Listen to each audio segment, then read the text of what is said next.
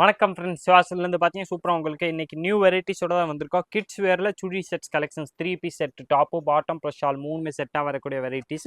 இதில் available size பார்த்தீங்கன்னா கரெக்டாக 34, 36, 38 அந்த 3 சைஸுமே வரும்.